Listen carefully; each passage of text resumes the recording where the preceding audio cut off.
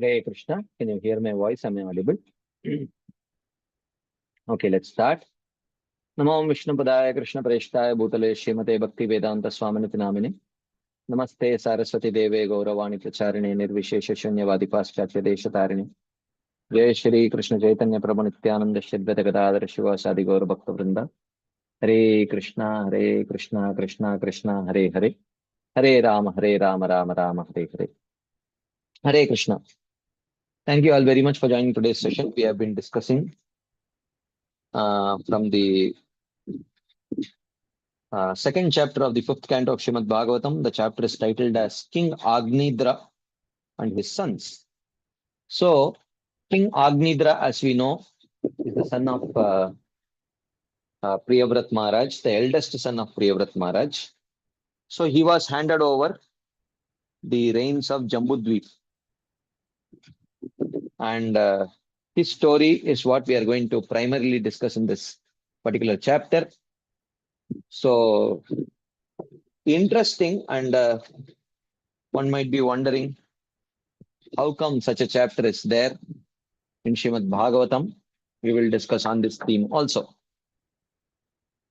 So, when his father Priyavrat Maharaj undertook austerities, Agnidra, following his order and observing the principles of dharma, completely protected the citizens as if they were his own progeny. So, point to be noted that, what is dharma, what is adharma is very difficult to understand. What is that verse from Srimad Bhagavad Gita where Krishna says, Gahana Karmano Gati. Karmanas, what is that? Bodhavyam cha akarmanaha, vikarmanascha bodhavyam gahana karmano gati, like that Krishna says. So he says very difficult to understand the complete nature of karma or dharma. Kim karma kim akarmeti kavayopyatra vimohita tatte karma pravakshami yajñatva mokshasya ashubha. That also Krishna says, right? So what is karma? What is akarma? Even great personalities are actually bewildered. Even in Bhagavad Gita, Krishna, of course, Arjuna, under the influence of Yoga Maya, is acting as if he does not know anything. He says, you know what, Krishna, ultimately you want me to act in a dharmic way, right? Let me follow the dharma of Brahmana and Sannyasi. I'll go to the forest and I will beg. I don't have to fight and, I don't feel like fighting. So you don't want me to live an adharmic life. So let me live a dharmic life. So he says, Krishna says that, Arjuna, Shreyan Swadharmo Viguna Paradharmo Swanushthitat. Swadharme hi nidanam Shreyaha Paradharmo Bhayavaha. It is better to improperly or incompletely perform one's own dharma than to perfectly perform someone else's dharma. Because doing someone else's dharma is the cause of great fall down. So it is not just dharma. One should actually clearly know what is one's swadharma. It's not easy because what is dharmic for one person can be absolutely adharmic for the other person. Okay.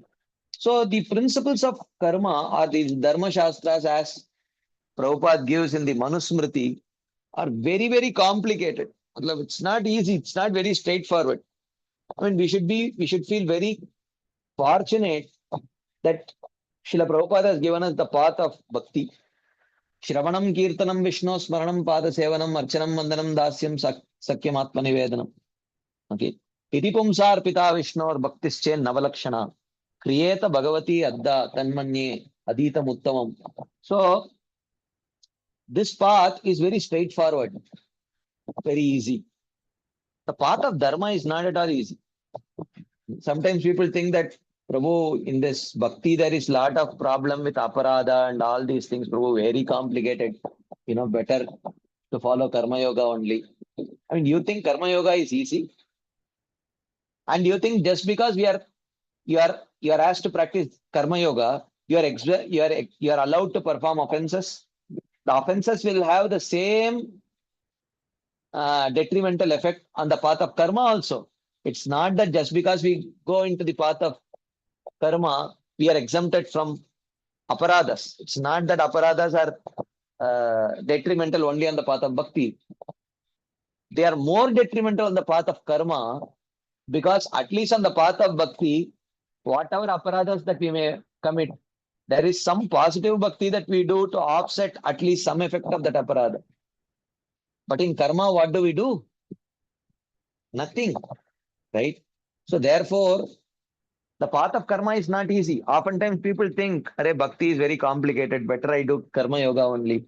Hey, what karma yoga you will? First thing, how are you even going to find out what is your uh, what is your varna?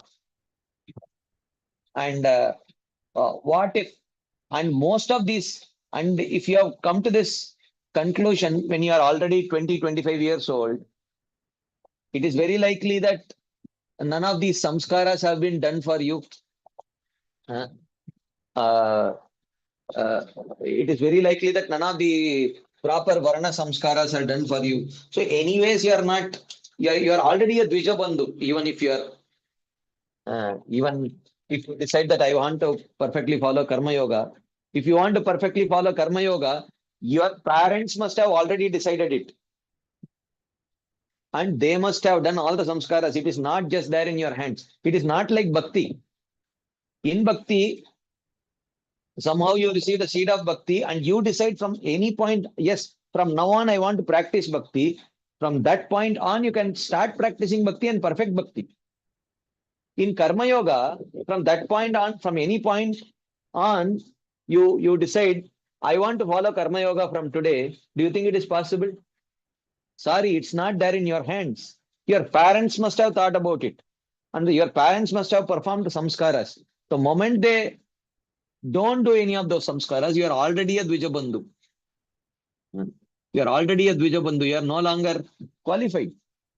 Right? So it is to practice karma is not even there in one's hand. You know, lot of it is dependent on the parents. They must have performed the samskaras because that offers a great, of course, it's not completely impossible, but it is highly improbable. And then you have to study all the Dharma Shastras. It is not straightforward. It is not like whether you are a Kshatriya, Vaishya, Shudra, Brahmana, whether you are a Brahmachari, Grahastha, Vanaprastha, Sannyasi, whether you are from India, United States, Australia, anywhere in Bhakti, it is the same. Shravanam, Kirtanam, Vishnu, Smaranam, Pata, Sevanam, Archanam, Vandanam, Dasyam, Sakyam, Atma, Nivedanam. That's it. No, but in Dharma Shastras, it is not like that. For every Varna, for every ashrama, there are particular practices, particular this thing. Profession also. It's not array. Profession mein to chhod do. You know, at least leave me in my profession. I am a software engineer. I'm earning nicely. No, no, no, no, no. You are a Brahmana. Patan patan yajan yajan dana pratigraha. Huh? That is the only thing that you can do. You can study the Shastras, you can teach Shastras. You can beg. You can beg for your sustenance. Now, how many people will be willing to do that? So, if someone thinks bhakti is very complicated, I can take up to the path of, varnashrama, or I can take up to the path of, the regular dharma or karma yoga. I mean, forget it. How are you even going to do it? It's not even there in your hands. And by the time you are choosing to do this, already your parents should have chosen to do it 25 years back, 30 years back. If your parents had not chosen, then how are you going to do? It's not possible. Okay. So, therefore, and someone may say, Prabhuji, that is about Karma Yoga only, na? What about Jnana Yoga, Ashtanga Yoga? Forget about, if Karma Yoga is not possible, Jnana Yoga, Ashtanga Yoga by default is not possible. Because the prerequisite for Jnana Yoga and Ashtanga Yoga is actually Karma Yoga. Because Karma Yoga is the preliminary part, is the preliminary stage of Jnana Yoga and Ashtanga Yoga. If you are not qualified for Karma Yoga only, how are you going to be qualified for Jnana Yoga and Ashtanga Yoga? That is out of question. So, therefore, Prabhupada, in one sense, because he wanted to give Bhagavad Gita, but he did not want to give Bhagavad Gita. Prabhupada did not come to distribute Bhagavad Gita. Prabhupada came to distribute the essence of Bhagavad Gita. Okay, that is bhakti. Okay, the essence of Bhagavad Gita is bhakti. So Prabhupada understood that, if I give Karma Yoga, Jnana Yoga, Ashtanga Yoga as it is, people will think that they have a choice. What elective have you chosen? Have you chosen the physics elective or the chemistry elective, or what elective have you chosen? As if they will think it's a choice. Okay. So Prabhupada said, no, I have not come to give Bhagavad Gita. I have come to give the essence of Bhagavad Gita, Gita Sar. What is Gita Sar? Manmana bhava madbhakto madhyaji mam namaskuru. Sarvadharman parityajya mamekam sharanam vraja. That is what I have come to give. Okay. So now, when Karma Yoga, Ashtanga Yoga and Jnana Yoga are not possible only for most people, then where is the question of very technically describing Karma Yoga, Jnana Yoga, Ashtanga Yoga? Prabhupada said, forget it. All that you need to know is only Bhakti Yoga. Bhakti Yoga. So in all those chapters, practically Prabhupada has given instructions on Bhakti Yoga only. Why? Because the rest of it is impossible. So as Jayadvait Maharaj says, if you think spiritual life is difficult, please understand that material life is impossible. Okay. Like that. So if you think practicing bhakti is difficult, understand that practicing Karma Yoga, Jnana Yoga, Ashtanga Yoga in this day and age is impossible. It is not possible. Next to impossible. What are you going to do with your profession? On the path of Varnashrama, if you engage in a profession which is not according to your Varna, it is sinful. You will get sinful reactions for that. Can you imagine? You will get sinful reactions for that. How are you going to escape that? You just cannot say, Prabhuji, what can I do, Prabhuji? 24 years, 22 years I have studied and I got a software job only. Now you are telling I am a Brahmana and I have to engage in Patan, Yajan, Yajan, Dana, Pratigraha only. How is it possible? Say, I did not say. You only said you want to perfectly follow the path of Karma Yoga. No, follow. Follow. Okay. So it is not easy.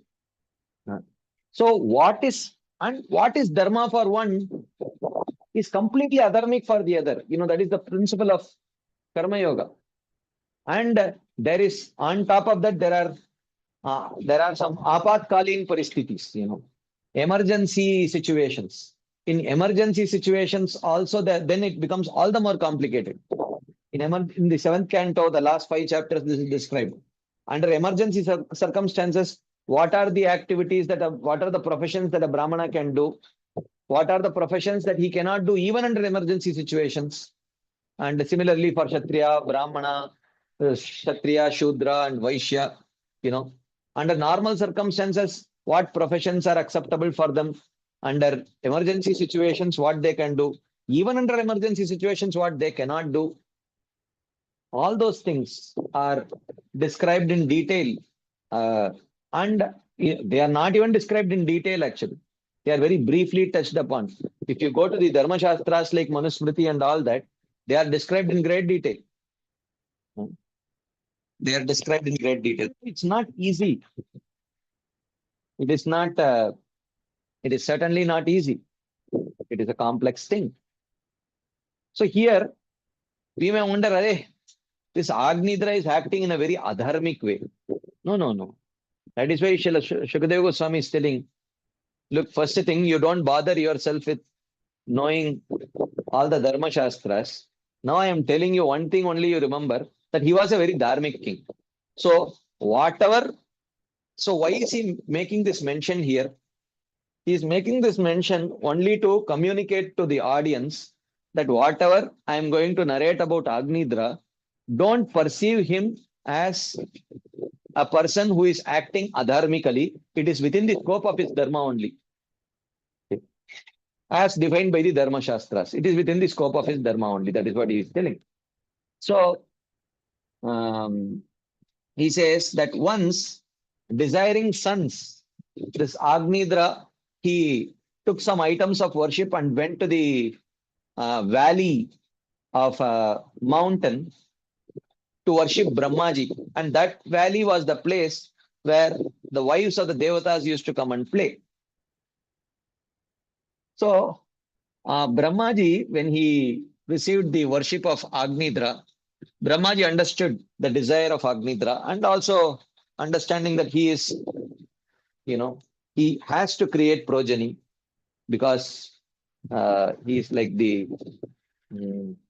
he's in the lineage of Priyavrat Maharaj. He has to, create progeny. Understanding this, Brahmaji sent Purva Chitti, one of the Apsara, in his assembly. And that Apsara, she began wandering about the exquisite garden of the hermitage. Okay. And, all the, the beautiful, her form and, the lake and the surroundings, the beauty of the surroundings, which was all very attractive and enchanting, and perfectly um, in a position to stimulate uh, conjugal desires, that was perfectly there. Okay. So she began to wander there, and Agnidra started hearing the jingling ornaments as she moved about.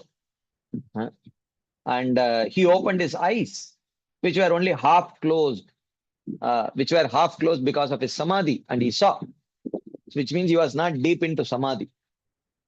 Otherwise, he would not have heard, right? So, um, so then her beauty is described, and then Agnidra started to speak with Purvachitti. Okay, Agnidra began to speak with Purvachitti. So that's what we are going to discuss right now. Let's see how far we can cover today, and then we will pause for some discussion points. So, very interesting series of verses Agnidra is going to speak. Okay. In the, how in the Vedic times, okay, how in the Vedic times people used to flirt with the opposite gender. Okay. So he's going to flirt in Sanskrit. Okay. This is what he is going to do. Okay. So Agnidra is speaking to her. And of course, we have to understand, Shukadeva Goswami has already described him to be a very dharmic king. So which means this is very much within the scope of his dharma. This is very much within the scope of his dharma. So that is why say this is not very straightforward. The Dharma Shastras are very, very complicated literatures. They are not very straightforward. Okay. What you think is totally unacceptable is a very much acceptable, recommended thing for another Varna. So it's not very straightforward. So Agnidra is speaking to Purvachitti. So Agnidra says, Ka tvam chikirshasi chakim munivar yashaile mayasi kapi bhagavat paradevataya vidye vivarshi danushi suhrudat manorte kim va mrigan mrigayase vipine pramattan. So he is asking her, Katvam, who are you? O Munivarya, O best of the sages. So first thing, he wants to ensure that it is actually a female. Okay. So he is addressing her as Munivarya, or best of sages. Chikirshasi Chakim. What do you want to do, Shaile, at this mountain? What do you want to do at this mountain? Maya Asi Kapi. Are you Maya? Bhagavat Paradevataya, who is the energy of the Supreme Lord. Bibarshi Danushi. You are carrying two bows. Vijay, without bowstrings.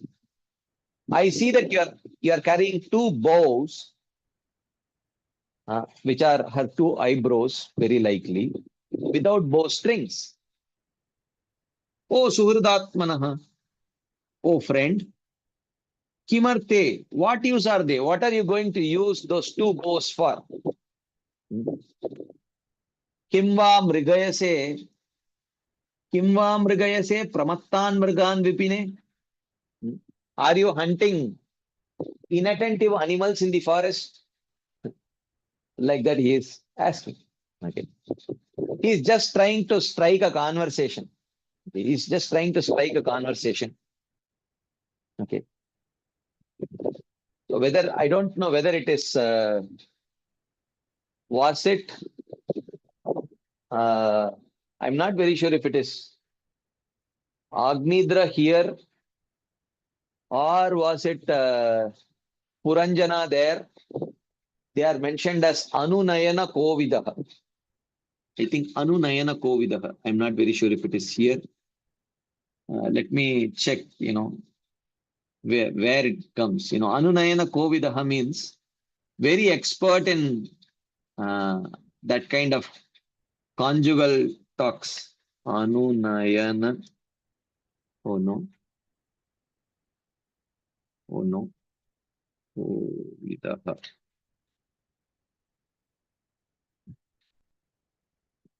Anunayana.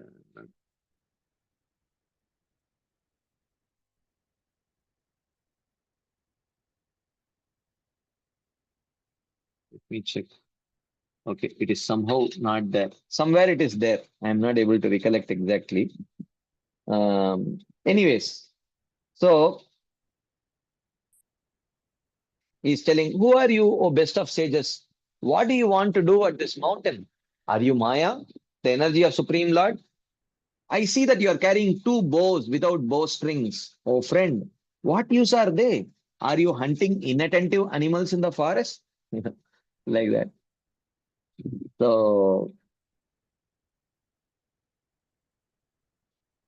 asking who she is, he is confused.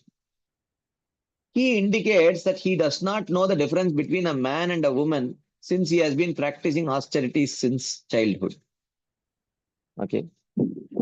So he says that, look, I have been practicing austerity since childhood. I don't even know the difference between a male and a female. Like that he is indicating. Oh, best of sages, are you staying here like me to perform austerities? But then he thought for a moment, why does she bewilder me if she is a sage like me? So initially he told, oh, Munivarya, oh, best of the sages. Then he thought, oh, if she's a sage, why is she bewildering me? Why should I get bewildered seeing another sage? Okay, like that he thinks. Then he thought, oh, she was Maya of the Supreme Lord who had come in the form of a sage. Then he thought, maybe she's Maya who has come in the form of a sage. Okay. Seeing her eyebrows, he then said, you are carrying two bows without bowstrings, oh friend. Why have you done this? Why are you carrying these bows? Are you going to hunt inattentive animals like myself? Like that. What use are they?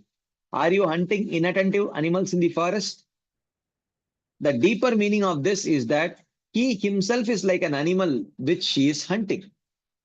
And I am inattentive, you see. I half closed my eyes and I was as if meditating. And as soon as I heard the jingling of your ankle bells, I opened my eyes just to see.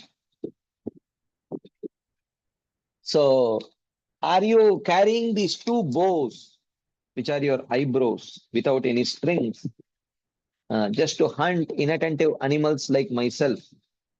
Okay. I am being hunted by you, like that he says. Then he continues. He says, Banavimau Bhagavata Shatapatra Patrau Shantāvapunkaruchiravati Tigmadantau Kasmai Yuyungshasi Vane Vicharanna Vidmaha Shemayano Jadadiyam Tava Vikramostu. So then he says that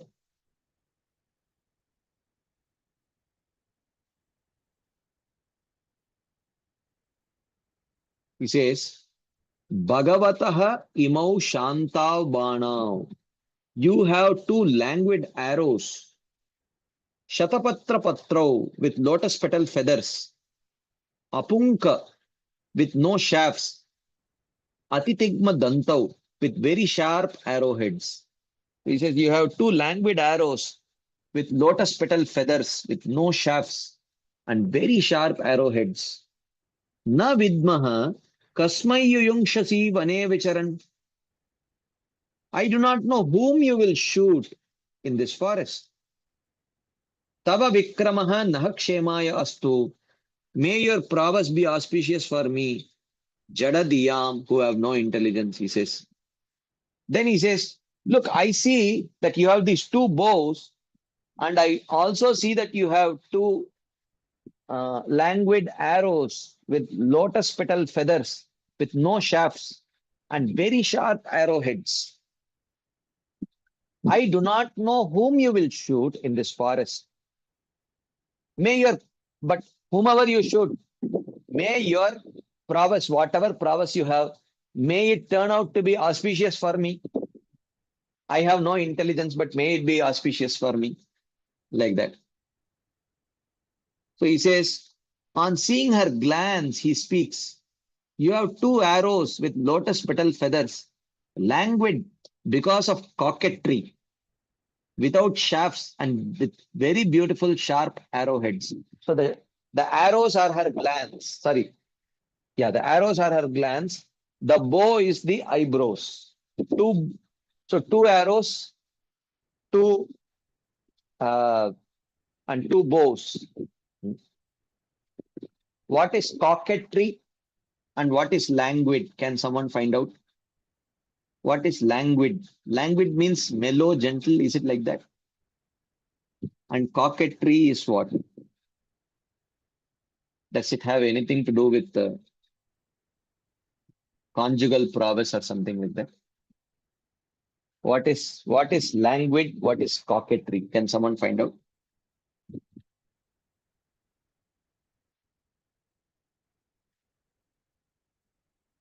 Okay, while devotees are finding it out, let us continue. He says, may your prowess be auspicious for me. This means that if you shoot me, I will not live because of the pain of the arrows piercing me. If you shoot me, okay, okay, someone says, off up. I mean, this is for what? You have given, both of you have given answers. I don't know whether it is, yeah. Coquetry means flirtatious. Languid means lazy. Okay. Languid is lazy. Coquetry means flirtatious, flirting. So he sees they are languid because of coquetry, which means the glance, she's having a lazy glance, which is which indicates flirting glance. So may your prowess be auspicious for me means please do not shoot me down and kill me. Because if you shoot me, I will live. I will not live because of the pain of the arrows piercing me.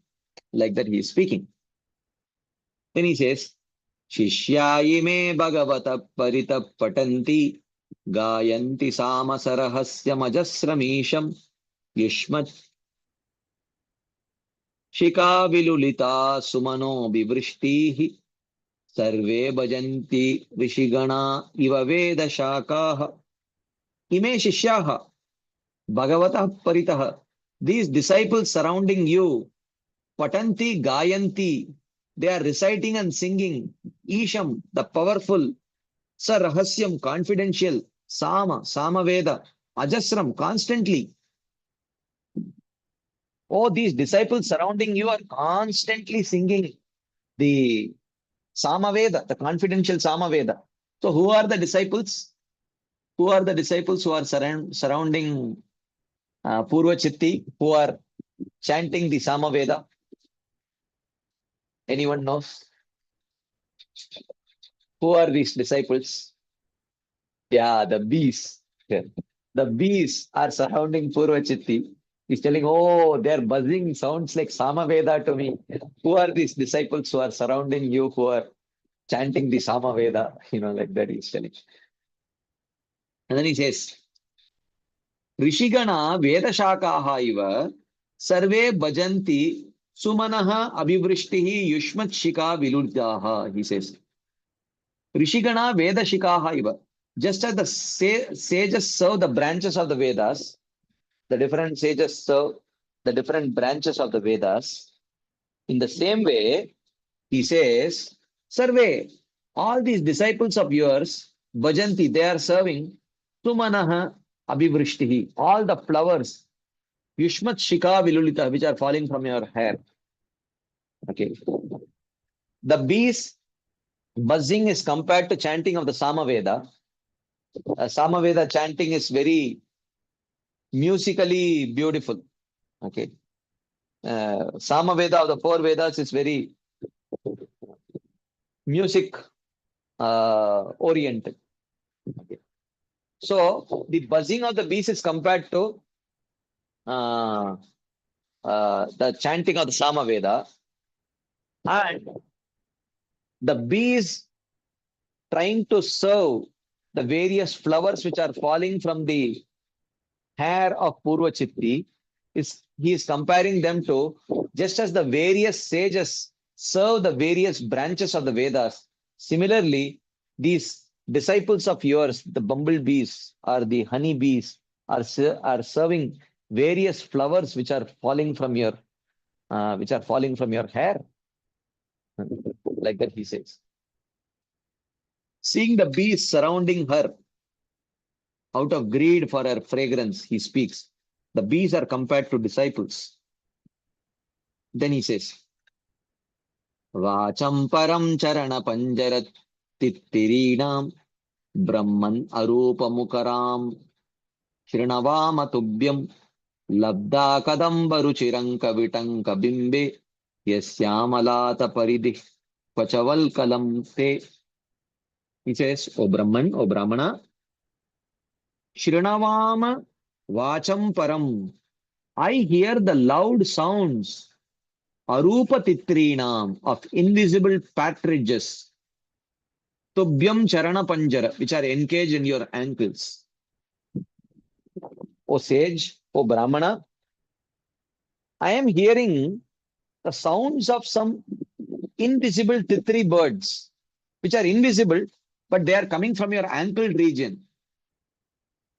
There must be some titri birds which are shouting. What are those titri birds? What are those titri birds? Anyone knows? What are those titri birds? Someone says butterfly. No. Ankle bells. Yes. Anklets, ankle bells. Right? Anka vitanka bimbe, your rounded hips. Labda kadamba ruchi are glowing like yellow kadamba flowers. Yasyam alata paridihi, around which you are wearing a circle of glowing coal. Your hips are yellow in color, and around which you are wearing some glowing coal. Kvacha valkalam te. Kvacha valkalam te. Where is your bark clothing? Because he is addressing her as a Rishi Varya. He says, where is your bark clothing? Where is your bark clothing? Why is he speaking like this? So he says, relishing the sound of her ankle bells, he speaks. I assume there are two partridges encaged on your 2 feet to give you bliss, since I hear their loud voices, though they are invisible to me. I am hearing the sound of partridges coming from your ankle region, but I am not able to see any partridges there. You have hidden some invisible partridges there, or titri birds there. Oh, Brahmana, this is manifested because of your great power of yoga arising from your austerities. You have such great power of yoga that you are able to hide partridges in your ankles, like that he says. Relishing the beauty of her thin yellow cloth around her waist, he speaks. He says, it is astonishing that your blackish hips have become yellow like the kadamba flower. An alternative version has Anga Nitamba Bimbe. Anga is a vocative address. Oh, sir, looking at her jeweled belt, he speaks. So she's wearing a jeweled belt, and looking at the jeweled belt around her hips, he speaks. He says, on your hips is a circle of embers or coal, burning coal. And you are performing intense penances. Where is your garment made of bark? Where is your tree bark garment? What does this mean? In bewilderment, you have left your covering in your hermitage and you have come to me naked. Actually, she was dressed. Actually, she was dressed. But because of his eagerness for a union with Purvachitti, he is imagining her not to be wearing clothes. Okay, this is an imagination. So this suggests his desire for a sexual encounter. Okay, then he continues. Kim sambritam ruchirayor dvijashringayoste madhye krisho vahasi yatra drishishtita me pankoruna surabiratna vishana yidrik yenashramam subagame surabi karoshi. O Dvija, O Brahmana, Kim sambritam ruchirayoho shringayoho te. What are you holding in the two beautiful horns on your chest?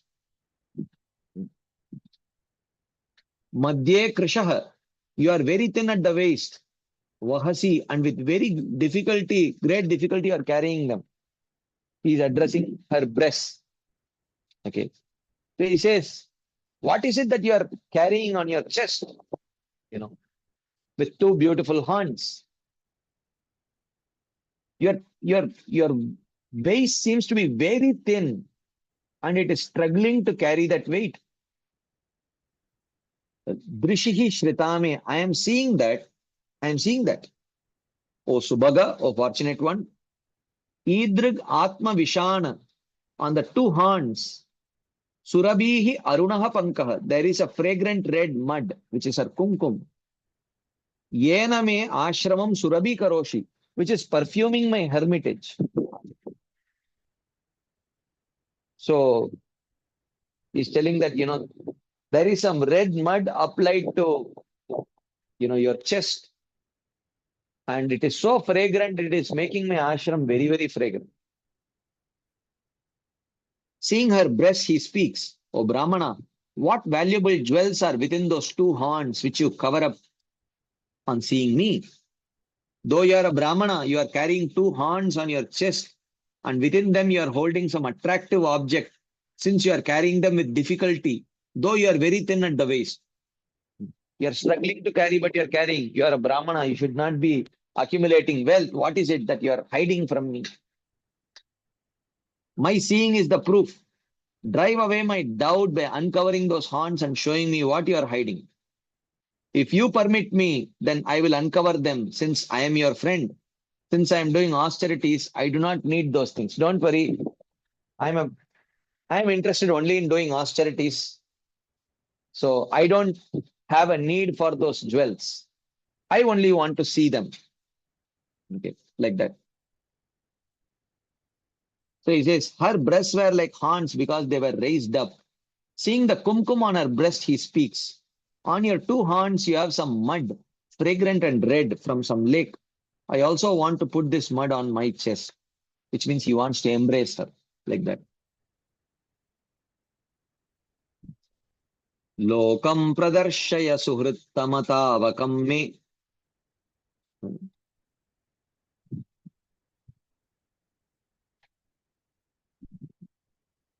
Lokam pradarshaya suhrittamataavakam me. Okay, 1 second. Oh, just give me 1 second. Okay.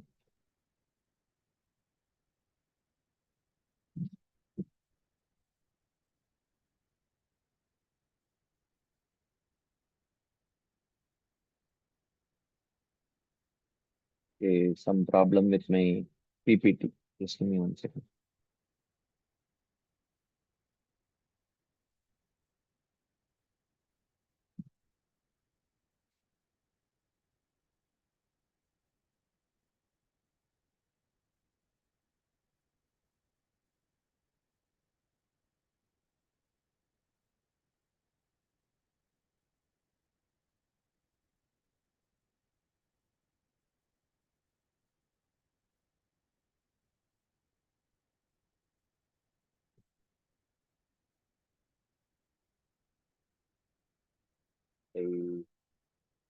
Verse number 12.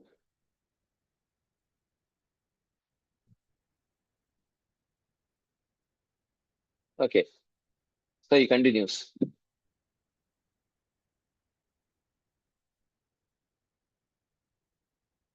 Lokam pradarshaya suhrittamataavakam me yat pratyayittamurasavayavav apurvav asmadvidasya mana unnayanau bibarti bahvadbhutam sarasarasa sudadivaktre. Oh Suhrittama, oh good friend, pradarshaya me tavakam lokam. Show me your country. Yatratya ittam apurvavayavav, where people have such astonishing limbs. Urasa, attached to their chest. Manaha unnayanam, which are attractive. Asmat vidasya, to persons like me. Hey, can you please show me which country you have come from where people have such astonishing limbs attached to their chest? So he's acting as if he has never seen the female gender. Okay.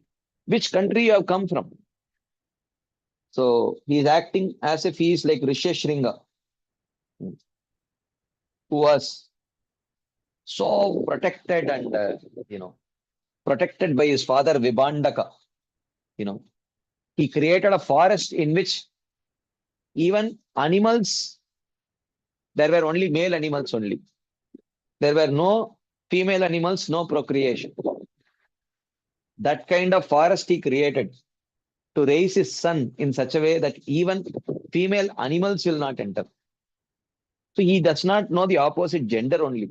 He does not even know that such a thing even exists. Risheshringa. So, like that, even though here Agnidra is not like that, but he's acting like that. He's acting as if, oh, I don't even know that such a species exists. Which species are you? Which country are you coming from? Is it that all people in your country have such attractive limbs attached to their chest, which are very attractive to persons like me? Bibarti bahuadbhutam sudha vaktre sarasarasa. Okay. And is it that all people in your kingdom hold such astonishing nectar arising from words in their mouths and have beauty on their lips? Are all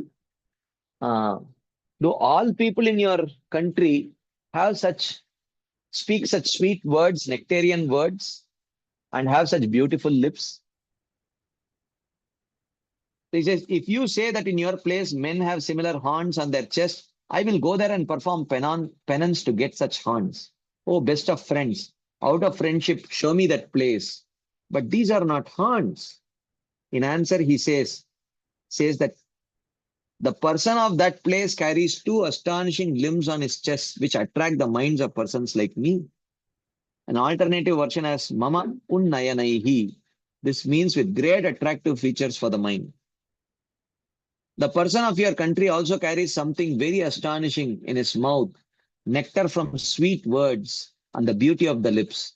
The word Adi indicates the fragrant honey of her smile and joking. All those things are very astonishing to me. I've never seen this anywhere. Do all people in your country have something like this? Can you please take me to your country and just show me? There I will perform penances to get the same features in me also.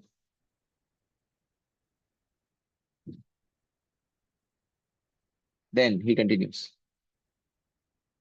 Kavatma vrittiradana Vishno kalasya animishonmakarau cha karnau Udvignamina yugalam dvijapankti shochir Asanna bringanikaram sara inmukham te. What is the means of subsistence of people of your place? Kimba atma vrittihi. What kind of occupations do you engage in to maintain yourself? I'm very interested to know about your country. Okay. O sage, Adana, because of your chewing, Havihivati, the fragrance of the sacrifices is coming here. You're chewing something, but when you open the mouth, there is no foul smell coming. The fragrance of sacrifice is coming from your mouth. Vishnoho kala asi. You must be a portion of Vishnu. Animisha unmakaraucha karnau. You have two makara earrings which shine continuously. Te mukam saraha iti udvigna meena yugalam. You have a face like a lake with two restless fishes in the form of your eyes. Vijapankti shochihi. Two rows of shining teeth like rows of swans. Asanna bringa nikaram. And surrounded by locks of hair like swarms of bees. Like that, he is describing the beauty of Purvachitti. What do people eat to maintain their lives in your place? Noticing the astonishing fragrance emanating from a chewing beetle nut, he speaks. By chewing beetle, the fragrance of the sacrifice comes here. Persons of another place are said to be the performers of sacrifice. The sacrifice is inferred from the fragrance. This statement indicates that he is not familiar with either beetle nut chewing or sacrifice. Okay, he is just like that speaking. Okay. So he neither knows the fragrance of beetle nut, nor does he know the fragrance of sacrifice. So just like that, he is, speaking just for the purpose of flirting. Another version is Adanat Bahiranga Bhati. You maintain your life without eating since you are a portion of Vishnu. Like that. That is another meaning. Vishnu does not need to eat. Shruti says, Anashan Anyo Abhichakashi. The Lord looks at the Jiva without eating. Vetashvatra Upanishad says, you have signs of Vishnu. You have two Makara earrings made of jewels which shine continuously without blinking. In your face, which is like a lake, are two agitated fishes of your eyes and two rows of brilliant teeth like swans with locks of hair like a swarm of bees. Then he continues. Yosau tvaya kara saroja hata patango dikshu brahman brahmata ejayate dikshu brahman brahmata ejayate kshnime ejayate kshinime muktam nate smarasi vakrajata varutam kashto nilo harati lampata esha nivim. Asau patangaha, the ball, tvaya karasaroja hataha, which is struck by your lotus hand. Yaha dikshu brahman, which moves in all directions. Ejayate akshini me, it agitates my eyes. Brahmata, even though I am already bewildered, the ball struck by your lotus hand, which moves in all directions, agitates my eyes, though I am already bewildered. Nate smarasi. Are you not aware? Muktam vakrajatavarutam, that your hair has become unbound. Kashtaha lampata anilaha, and the crafty, lusty wind, Harati Esha Nivim, has taken off your garment. He says, the ball which is struck by your lotus hand, which moves in all directions, agitates my eyes, though I am already bewildered. Are you not aware that your hair has become unbound? Are you not aware of that? And are you not aware that the crafty, lusty wind has taken off your clothes, taken off your garment, like that, he says. Seeing her play with a ball, he speaks. The ball disturbs my eyes, and I have already become bewildered in the heart. You are not aware that your hair has become unbound. The crafty wind has blown away your garment. Are you not aware of this? In this way, you are absorbed in playing with the ball. Rupam tapodana tapascharatam tapognam yetattu kena tapasa bhavatopalabdam chartum taporhasi maya sahamitramakyam kimva prasidati savai bhavabhavano me. So he says, O tapodana, O wealth of austerity, kena tapasa bhavata upalabdam hi etat rupam. By what penance have you gained this beauty? Tapahacharatam tapagnam, which has the capacity to destroy the austerities of all those who are performing austerities. By what penance have you gained this kind of beauty?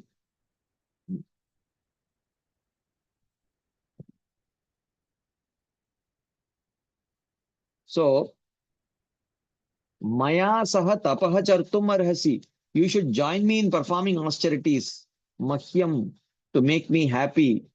Mitra, O friend, you should join me in performing austerities to make me happy. Kimva, or perhaps saha bhavabhavanaha prasidati, or perhaps Brahma has been merciful to fulfill my desire for a wife. This is the real reason. He's speaking all these other things so that he gets to expand the time that he can spend talking with her. So he's not directly coming to the subject. He's beating around the bush. He wants to beat around the bush because that will increase the time that he can spend with her. That's why he is speaking like this. So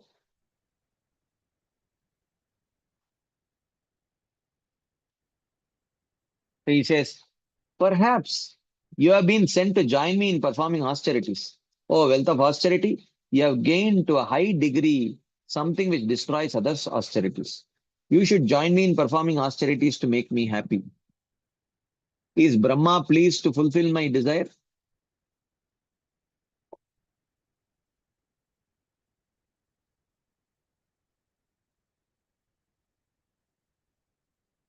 Okay, he says, Natvam tyajami dayitam dvijadeva tattam yasmin manodrigapino na viyati viyati lagnam mam charu shringyar hasine tumanu vratam te chittam yata pratisarantu shiva sachivyah. I will not leave you since you have been given by Brahma. Yes, now I am convinced that, I am joining the dots. I was performing austerities to Brahma to get a good wife, and now you are here. So this must be sent by Brahma. I am convinced of that.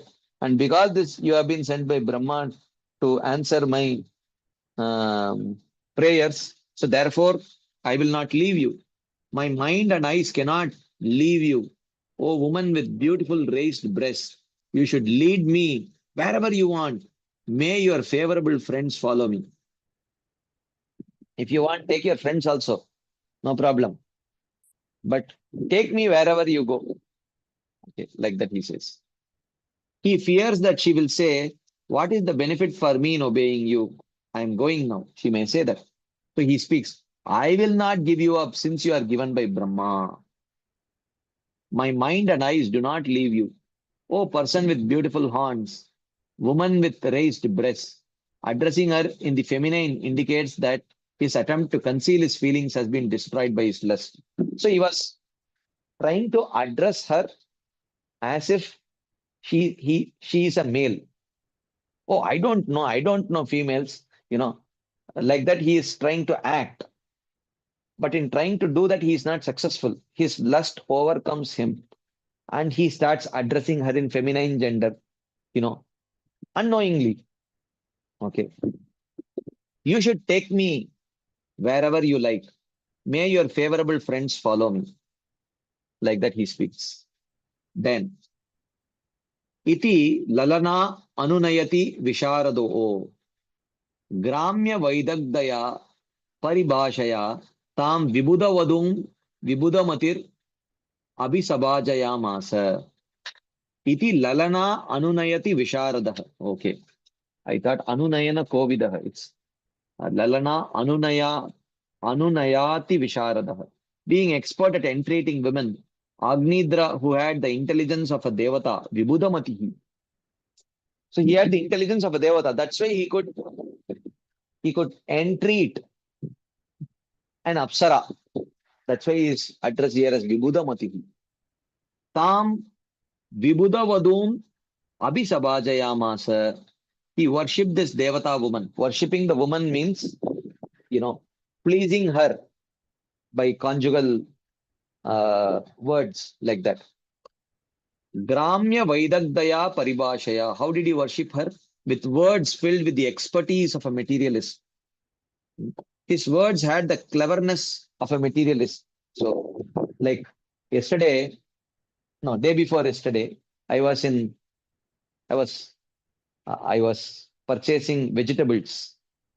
I was purchasing vegetables in the vegetable market. This is where mostly, you purchase, uh, you know, pav kilo and all you cannot purchase. Minimum 1 kilo you'll have to purchase. It's like more like a, big quantity. And the lady who was sitting in front of me and she was selling the vegetables, she was on her phone, and the other person was telling, and they have their, um, rice placards, which is there, beetroot 30 rupees kilo, and carrot 40 rupees kilo, and beans, uh, 80 rupees kilo, like that. They have their rate placards fixed there. She was sitting right in front of me over the phone, and someone is trying to purchase the, uh, like maybe for a, uh, what to say, for a marriage or something like that in big quantities, 10 kilos, 15 kilos, like that. Okay. So she's sitting right in front of us. There are 5, 6 people surrounding her, getting ready to purchase. And she's on the phone, she's speaking. It says beetroot 30 rupees kilogram. And she says over the phone that it seems like it was a regular customer or something like that. Look, uh, beetroot is 40 rupees kilogram, but I will give it to you for 30 rupees. Right? All of us are standing there. The rice placard, the rate placard says 30 rupees, and she says over the phone, okay, 40 rupees. I will give it to you for 30 rupees. He says, you don't know. Actually, it is sold for 50 rupees in other shops. Okay. I will give it to you for 30 rupees. In my shop, I am selling it only for 40 rupees. But I will give it to you for 30 rupees. Like that, she's telling. And then the same thing she does for 5, 6 different vegetables. And then she says, if you want, I will immediately take a photograph of that uh, rate card and I will send you. Do you want me to do that? Like that, as if she's very, very sadhu. And the person says, no, no, no, no, okay, okay, no issues. I trust you, I trust you. Then she takes the list, 10 kilograms this, 10 kilograms this, 15 kilograms that, like that, right in front. 10 people are standing around her and she's loudly speaking. Everyone is watching, everyone is seeing the placard. And she's making just a fool out of him completely. So, like that, that his words had the cleverness of a materialist. Sacha tatas tasya veerayuta pater buddhishila rupa vayah shriya audaryena parakshipta manas tena saha ayutayuta parivatsara upalakshanam kalam Jambudvipapatina Bhaumaswarga Bhogan Bubuje. Attracted by the intelligence, behavior, beauty, youth, wealth, and magnanimity of Agnidra, who was the king of Jambudvip and master of all the heroes, Purvachitti lived with him for 100 million years and enjoyed earthly and heavenly happiness. So she stayed with him for 100 million years and uh, uh, and she enjoyed earthly and heavenly happiness. So the list of qualities starting with buddhi is a dvandva compound indicating that the group as a whole and is thus expressed in singular instead of the plural. The sandhi using shriya is permissible according to the grammarian Galava. Normally the sandhi would be shriyaudaryena. So, but here he says shriyaudaryena. Shriyaudaryena. Anyways, there is some grammar. Ayutayuta means 100 million. Okay, anyways, so he continues. Tasyam uha va atmajan sa rajavara agnidro nabi kim purusha harivarsha ilavrita ramyaka hiranmaya kuru badrashva ketumala samgyan navaputran ajanayat. In the womb of Purvachitti, Maharaj Agnidra, the best of kings, begot 9 sons named Nabi, Kimpurusha, Harivarsha, Ilavrita, Ramyaka, Hiranmaya, Kuru, Badrashva, and Ketumala. So the Jambudvip has these 9 varshas. So he gave those 9 varshas to his 9 sons, and they were named after that. Sa Sutvata Sutan Navano Vatsaram Griha Eva Apahya Purvachittir Bhuya Evajam Devam Upataste. Purvachitti gave birth to these 9 sons, one each year, but left them in the house of the king and again approached Lord Brahma. She left the children in the house of the king since she was an Apsara. She gave up her affection for them that she previously had. So she gave up, because she was an Apsara, she quickly gave up that affection and she left to Brahma. Agnidra sutaste matur anugrahad outpattikeneva samhanana balopetaha pitra vibhakta atmatulya namani yatabhagam jambudvipa varshani bubujuhu. Because of drinking the breast milk of their mother, the 9 sons of Agnidra naturally had long limbs and strength. Thus, the sons of Agnidra ruled different parts of Jambudvip that they had received from their father. These kingdoms were named according to the names of the sons. So they were named after the names of the sons.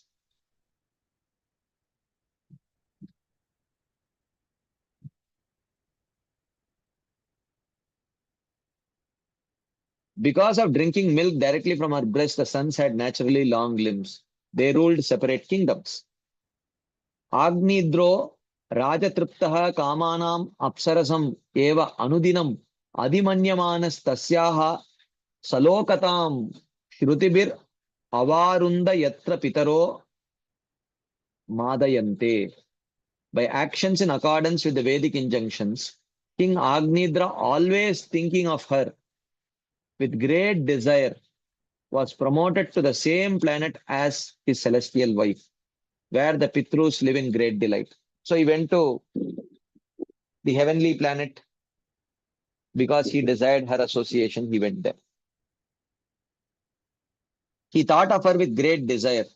By performing actions according to the Vedas, he attains her planet, where the Pitrus enjoy. Samparete Pitari Navabrataro Meru Duhitra Meru Devim Pratirupam Ugradam Stream Latam Ramyam Shyamam Narim Badram Devavitim Iti Samgya Nava Udvahan. After the departure of their father, the 9 brothers married the 9 daughters of Meru, named Meru Devi, Pratirupa, Ugradamshri, Lata, Ramya, Shama, Nari, Badra, and Devaviti. the areas ruled by the suns cluster around Meru on Jambudvip. So at the center is the Meru Parvat, and then subsequently you know, these are divided like this: 1, 2, 3, 4, 5, 6, 7, 8, okay, 9, 10, like that. Okay. So, um, so thus ends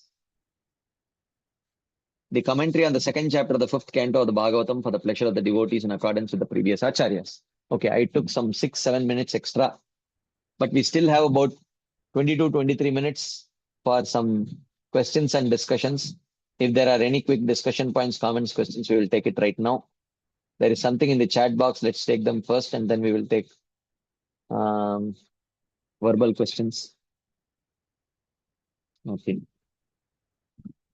When sannyasis, brahmacharis, and even grihasthas read Srimad Bhagavatam, then what is the exact objective of describing a woman's anatomy so much descriptively in scriptures? That too, she is going to be the queen of one respectable king in a great lineage. Well, there could be many reasons. One thing is, it is not that he is describing something which other, it's there. He's just describing the bodily parts, and which is there in everyone. All women have the same, all men have the same kind of bodily parts. So this just shows sometimes that how one should be careful that seeing the form of the opposite gender can agitate one and carry one's intelligence completely in order to show that. So Bhagavatam always uh, glorifies the path of pure devotional service and attachment to Krishna, but how that attachment can potentially be distracted by uh, attraction to the opposite sex. Sometimes, in order to describe that, such uh, descriptions may be there, or it may even be to indicate that even if you are the son or daughter of a great devotee, don't take it for granted. Anytime we may get distracted, okay, for such purposes also. And then if you get distracted like that, rather than going to the abode of the Lord, you will end up in the material world only, maybe in some Pitraloka or some other place. Okay, like that. What was the destination of Purvachitti after reaching Brahma? Purvachitti was an Apsara. She would continue to be an Apsara.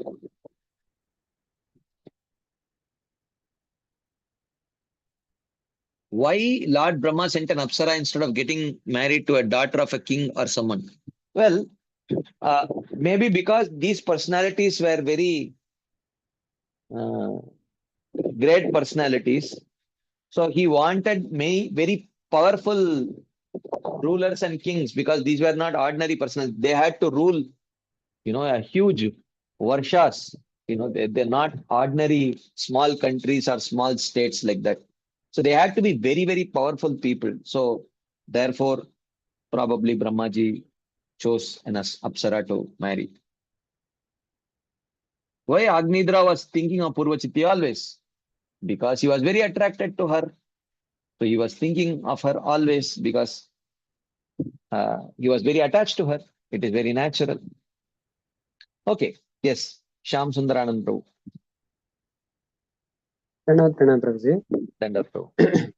Prabhuji, then we were talking about that Varnashrama thing, right? Yeah. So, what was the point exactly you're making about why did you make that connection to that Varnashrama thing, Prabhuji? I just want to know. Yeah, I was telling that we may think why is uh,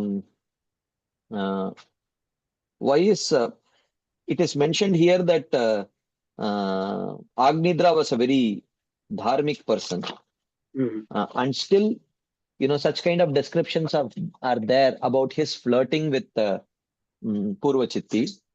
So which might seem to be adharmic. So I was just telling that we have a very stereotyped understanding of dharma, but the dharma shastras are not so stereotyped.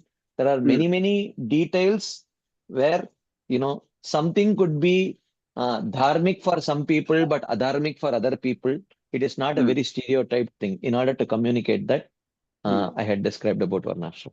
And then I think we were talking about the qualification to practice karma yoga and the qualification to practice uh, Dana. bhakti. We were comparing both, no?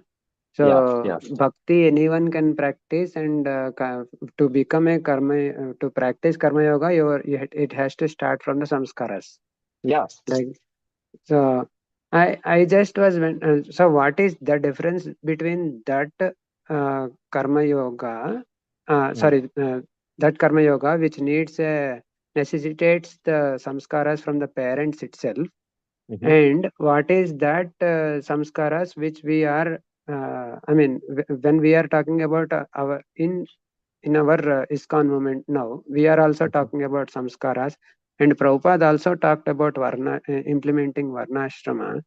So, mm, if bhakti does not need any qualification, mhm, why do we actually talk about even samskaras? So, right now, like many in our generation, not mm, many of us has come with a previous samskaras from the right from the womb.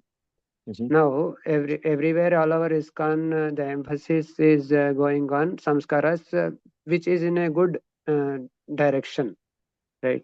It could bring about good progeny. But for the now, how do we understand both these things, sir? If we have to, now the statement is, if we have to practice a karma yoga properly, mhm, we need a samskara from the birth. But mhm, for the bhakti, there is no prerequisite. Having mm, said that there is no prerequisite, then how do we actually say that this would become uh, give a good progeny when we have samskaras from the devotees itself? mm. Okay, okay. So now we have to understand what is a samskara. Okay. Okay. Mm, Samskara means that which those activities which actually nurture a particular ego or self-identification. Okay. So that is actually samskara. Okay. mm, So, uh, like, Garbhadana samskara. So in the traditional Varnashrama system, so we are going to try to understand what is a samskara. mm. Okay. Then we are going to understand what is the difference between the samskara that we are talking about and the Varnashrama, the Vedic samskaras. What is the difference? We are going to talk about that, these two things. Okay. And And also, please explain the varnashrama which the Veda says and what is that what Prabhupada says. yeah, that will Yeah, be the third point we will yeah, discuss. Okay. yeah. So first thing is samskaras means the traditional Vedic samskaras, they are there to nourish the false ego. Okay. Mm, Okay. So we have discussed this many times, but I will repeat it. Okay. mhm, So we have Dashavida samskaras. Each of mhm, those samskaras are there to nourish the false ego. False ego means what? A mm, materialist comes to this world with a desire that I want to enjoy. That is the only false ego that he has. Okay. mm, So the Vedic systems say, okay, you want to enjoy? No problem. You can enjoy. But you enjoy by being a Brahmana. You enjoy by being a Grihastha. So so he has a generic false ego of being an enjoyer, but the Vedas they give him a more specific designation, which is also false, which is on the bodily platform only. So they mm, go, okay, you are a Brahmana, you are a Grihastha. Okay. So by mm, accepting the designation, along with accepting the designation and the enjoyment that comes from that, he also accepts the duties. mm, Okay. The duty of a Grihastha, the duty of a Brahmana, and all of that mm, he accepts. So when he accepts that, then what happens? Uh, because of regulating his own life, through these activities, gradually purification happens. Okay. So gradually purification happens by engaging. First level purification happens in Sakama Karma Yoga, where as a Brahmana and as a Grihastha, he tries to enjoy by getting some piety. But because he has he has he has agreed to regulate his own life through the statements of the Vedas, first level purification happens where he starts understanding that actually material enjoyment is not the goal of life. The goal of life should be liberation. Then he comes to the level of uh, uh, Nishkama Karma Yoga, where he performs those same Varnashrama duties with a desire to attain liberation. But he has to perform the Varnashrama duties because the heart has to get purified of the heart has to get purified of the anarthas. So at the first level, there is purification of goal. Then at Nishkama Karma Yoga level, there is purification of anarthas. Then when that purification happens, then he comes to the level of practicing either Jnana Yoga or Ashtanga Yoga, where he can completely focus on the goal of liberation and he can attain liberation. Okay.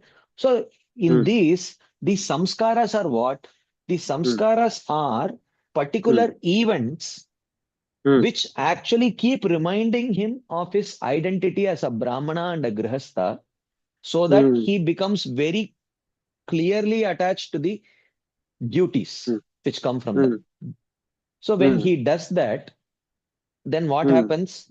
So the Namakarana Samskara, then Upanayana Samskara, then there is, if for women, there is, Simantanayana Samskara.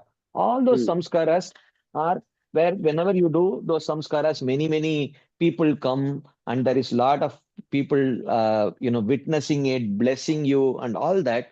So all that creates a very strong, deep impression of your duties, of your responsibilities as a particular person. So it is expected that you will take those responsibilities very seriously.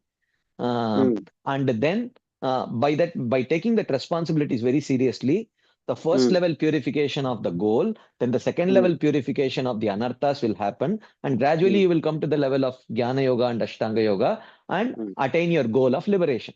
So this is how the Vedic system is designed. Okay.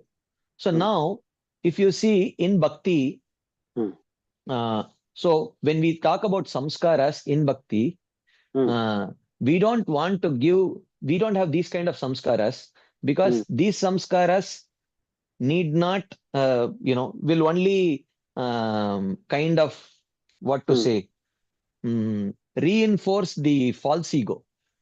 The first samskara, our samskara, see, whatever is your ego, that ego has to be reinforced. That is the purpose of the samskaras. When we come to bhakti, when someone receives the seed of bhakti over many lifetimes, he already accepts the ego of servant of Krishna, at least theoretically. So all activities should reinforce that ego. So any activity that reinforces that ego is samskara. Okay. So what is our samskara? Shravanam, Kirtanam, Vishnu, Smaranam, Padasevanam, Archanam, Vandanam, Dasyam, Sakyam, Atmanivedanam. This is our samskara. Because these activities will reinforce our ego as servant of Krishna. Okay. That's why Naham Vipro na Chanarapati Napi Vaishyo na Shudro. Naham Varni na Chagrihapati na Vanasto Yatirva. In the Bhuta Shuddhi prayers, this is the first thing that we chant. So that we purify our false ego. Okay. So now, because many people may be coming to Krishna consciousness from a karma background where they had these kind of samskaras, sometimes our acharyas suggest, okay, if you are attached to these, don't worry. If you are missing out on those samskaras, then we will have some devotional adaptations of these samskaras. Because you are attached to the samskaras. It's not needed. Our samskara is only Shravanam, Kirtanam, Smaranam, Padasevanam, only is our samskaras. Mm. Okay. But because you are attached to your karma samskaras before coming here, we will have devotional adaptations of them. Okay. Mm. We will have Mention. Garbhadana samskara. Okay. Okay. So Mm. what is Garbhadana samskara? In the traditional Garbhadana samskara, a Brahmana husband and a Brahmana wife are Mm. performing certain pujas so that they can attract some Brahmana child to the womb. But Mm. we don't do that.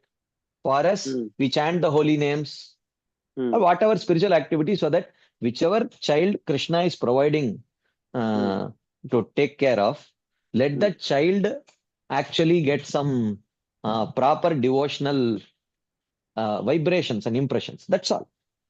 Mm. So Mm. we may say that you have to chant 64 rounds and things like that. That's Mm. not hard and fast. You chant Mm. 64 rounds, engage Mm. in, or instead of that, engage in deity worship, or instead of that, Mm. hear Mm. kirtans of the Supreme Mm. Lord, or instead of that, study Srimad Bhagavatam, or instead Mm. of that, hear Srila Prabhupada's lecture or your Guru Maharaj's lecture. Mm. Any of these things which will fix your Mm. consciousness in a nice way before Mm. union, Mm. that is good enough. That will provide that. Mm. So, but still, there are Mm. certain, uh, Mm. particular things which are suggested so Mm. that you may say that, oh, I have to do like this, I have to do like this, because our Mm. mind has been conditioned because of our previous karma. This thing, Mm. it has been conditioned like that. So therefore, such Mm. things are sometimes given, but these are not hard and fast. These are Okay. not so the karma samskaras are not hard and fast because the karma samskaras only reinforce the false ego. So sometimes because Okay. people are coming with that karma conditioning, therefore our Mm. acharyas understanding that people may have this karma conditioning, they Mm. have some devotional adaptations and they name it Okay. as samskaras. But these are not hard and fast, not needed. Our samskaras are Shravanam Kirtanam only. Okay. Okay. So first thing, Mm. so this is the difference between, wow, we saw the purpose of samskaras. We saw the Mm. difference between the samskaras in the path Mm. of karma and the samskaras on the path of bhakti. Now, when Srila Prabhupada wanted Varnashrama to be set up, what Mm. exactly did he want, or what Mm. exactly did he want? Mm. So, if you see Srila Prabhupada's statements on this, there are many, Mm. many different varieties of Mm. statements, and you can come to any conclusion based Mm. on these statements. Okay. Mm. Mm. So, the point is, there are Mm. statements where Prabhupada said that this movement is not at all dependent on Varnashrama. Mm. Otherwise, how could I have spent, how could I have spread the movement in the Western world where there was no Varnashrama? Like that also, he has Mm. spoken. Okay. Mm. So, and you have to see what our Purvacharyas are also saying about it. Okay. Mm. So, because you definitely should have the faith that Prabhupada will not kind of, you know, say something which is different from what the Purvacharyas have told. Mm. So, why Prabhupada wanted, what exactly Prabhupada wanted as Varnashrama? Mm. So, it could mean that there Mm. should be some proper regulations and rules Mm. which look like Varnashrama rules, just like we have samskaras. Okay. Mm. Mm. Uh, so rules, so that people don't think that anything can go on in bhakti. Okay. There Mm. should be some proper rules. So here rules means what? Sve sve adhikare yanishta saguna parikirtitah. Viparyayastu doshasyat. Everyone understands according to their adhikar what they should do, what they cannot do, what is too premature for them to do, and what they are not doing, which they are actually supposed to do. Okay. Mm. So those things, that pure definition has to be there. Okay. That could Mm. be one of the meanings. Or Mm. another thing is that maybe some semblance of Varnashrama should be there for the outsiders who may not have faith in bhakti yet. Mm. Mm. Okay. So this is what I have heard this from His Holiness Mm. Bhanuswami Maharaj many times. So Mm. what did Prabhupada want to establish by telling that he wanted Varnashram? So I've seen him many times tell one thing that he has told is it's not very clear.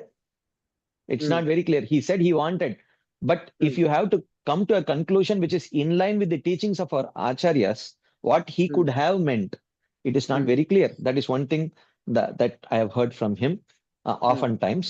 And Mm. another thing that he has mentioned is it is for the outsiders, probably. not for the insiders, because it will unnecessarily create alternative false ego designations.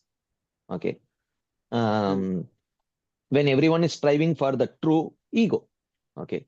And the third thing that he has told is he just wanted to institute the path of bhakti with clearly defined rules and regulations, and not just anything can go on, that kind of a mode. So this is another thing that he had mentioned. But other than this, if you have to come to a conclusion which is in line with the explanation of the Purvacharyas, there is you cannot come to any other conclusion that Prabhupada wanted to institute the false ego designations in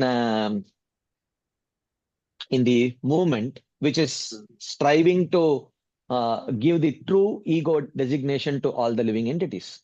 So it cannot be like that. So this is my understanding on this. Yeah, if I am not taking other person's time, can I ask like clarity on this, clarification on this? Yeah, we can take, but please remember this question. You can raise your hands first tomorrow, and then we can take it tomorrow. We'll continue this discussion tomorrow. Okay, fine. Thank you. Okay. Pavan Gaurang Prabhu.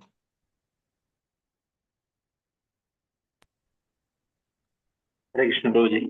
Dandat Pranam Prabhuji. Dandat Prabhu. Yes, Prabhu. Prabhuji, thank you very much for wonderful explanation regarding this samskara and this one and varnashram. This is very wonderful, Prabhu. My question related to the topic on the same only. As we many times discussed about this swabhava understanding once according to like Kshatriya, Vaishya, Sudra. So for a sadhaka, is it really required to know about his swabhava, to understand about his swabhava? Is it required, Prabhu? It can be beneficial. We don't have to give a name, Kshatriya, Vaishya, Shudra, those kind of names we don't have to give. But it can be beneficial to understand, what is my nature, one's own nature. Okay. It is not absolutely necessary.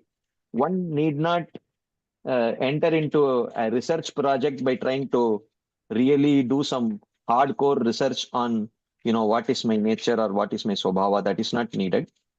But to know it, that, yeah, this kind of services may not suit me very well.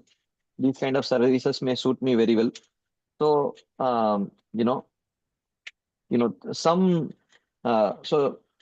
understanding on that, along those lines can be beneficial. It is not absolutely very critical, but it can be beneficial. And without, we don't have to say, okay, am I a Kshatriya or a Vaishya or a Shudra or a Brahmana? Those kind of understandings we don't have to think. But we can just say, okay, what I like, what I don't like, what I am comfortable doing, what I am not comfortable doing.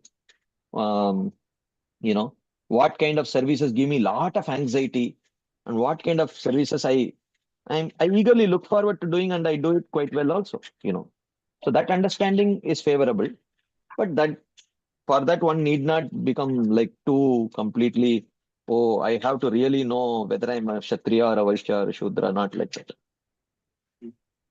Thank you, Prabhu. Okay. One last question, and then we will have to stop there. I know there are some questions in the chat box also. We will take those questions tomorrow. Those of you who have put the chat box questions, I request you please copy them.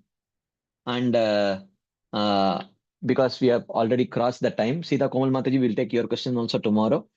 So you please copy them and paste them tomorrow. I mean, put it on your WhatsApp and put it, and we will spend little extra time for the question answer session tomorrow. If you don't mind, we would have to stop here. Thank you all very much for your patient listening and your enthusiastic participation. Srila Prabhupada ki jai. Srila Vishwanath Chakravarti Thakur Pad ki jai. Srimad Bhagavatam ki jai. Hare Krishna. Thank you very much.